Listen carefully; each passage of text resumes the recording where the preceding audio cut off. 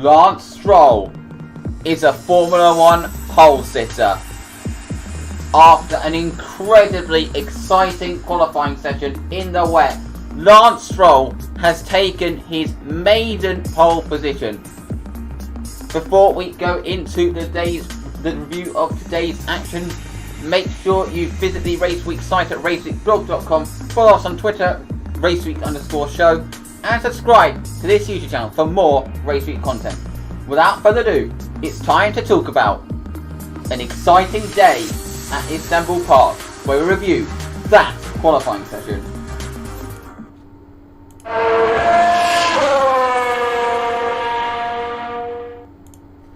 Of course, the day started with practice 3, and drivers were saying that they were that after all the grip issues that they had, they were hoping that it wasn't the last thing that they wanted was rain.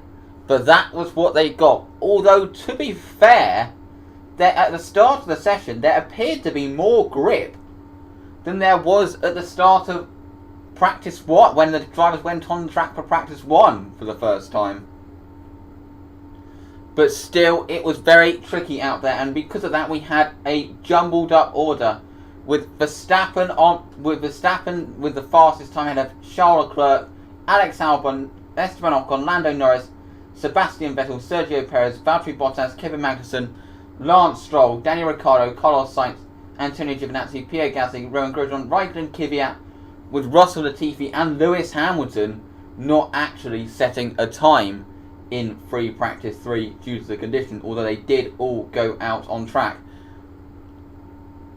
There was a lot of hope that the rain would clear up before qualifying, but the hopes were in vain. But what that did was it led to a very exciting qualifying session.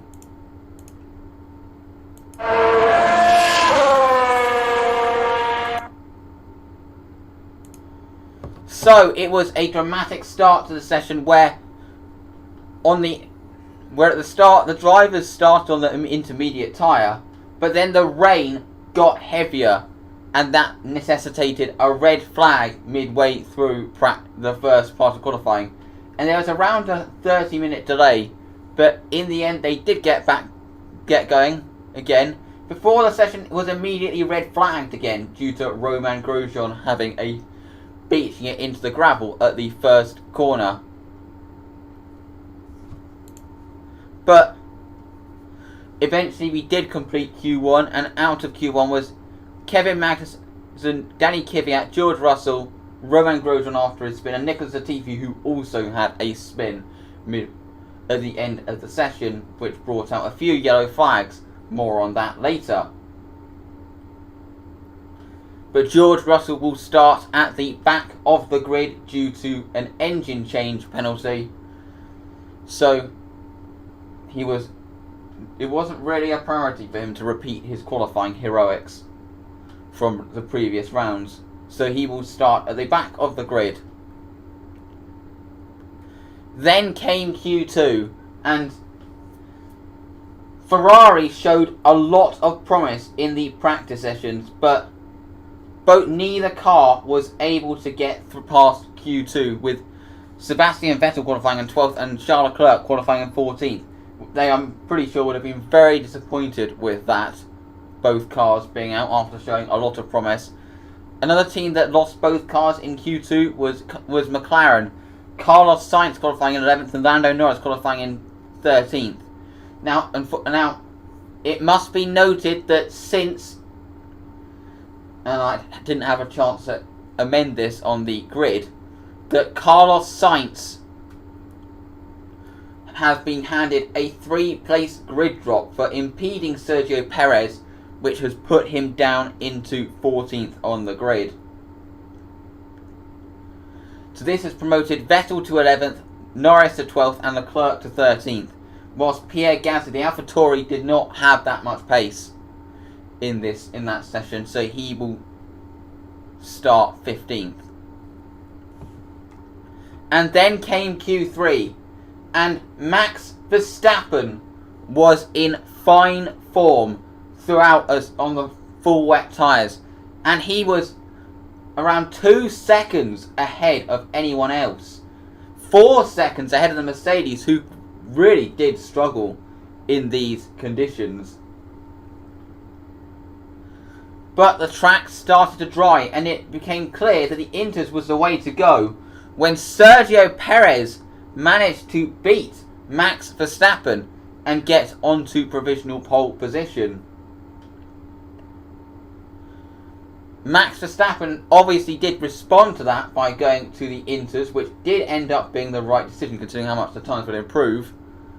But he was unable to get on top of the Inters the way he was with the full wets, and Racing Point had the advantage.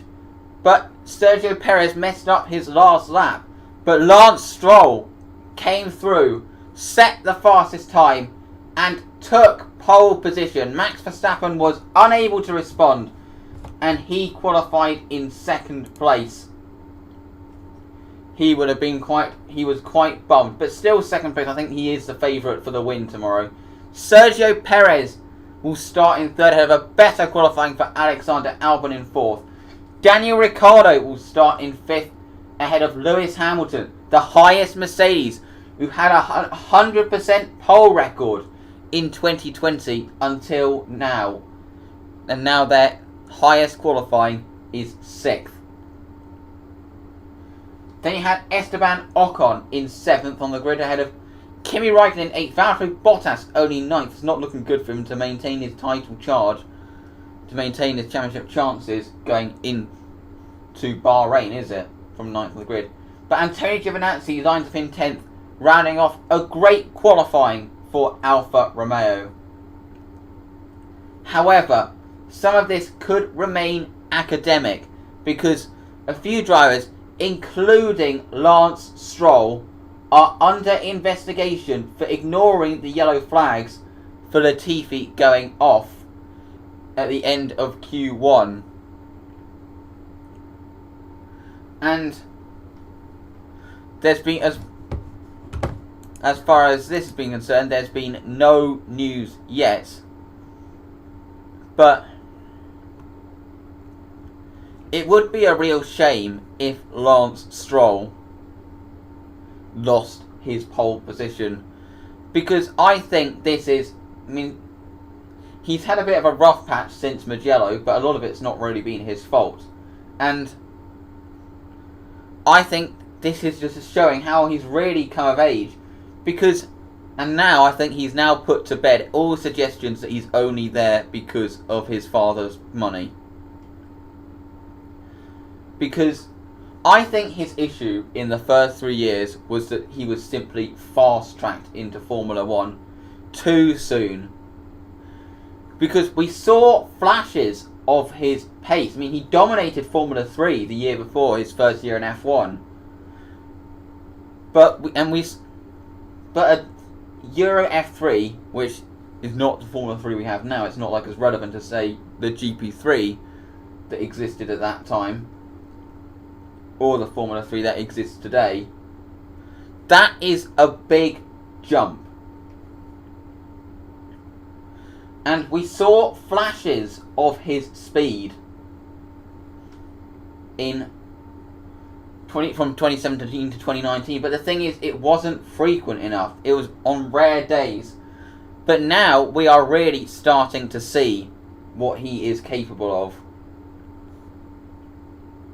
And it'll be interesting to see if that translates to a good result tomorrow.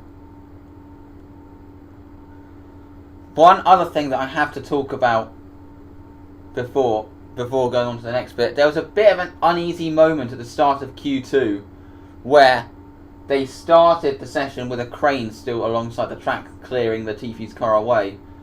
I don't really think that was a very good decision. Considering what's happened with cranes in the wet conditions in the past, it was a bit of an uneasy feeling knowing that there was a crane alongside until the graphic said it was a green flag and that the hazard was out of the way.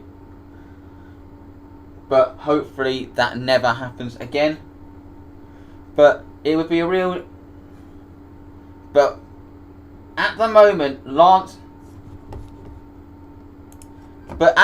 it is Lance Stroll who is on pole for tomorrow's Turkish Grand Prix. We have to see if any penalty comes through.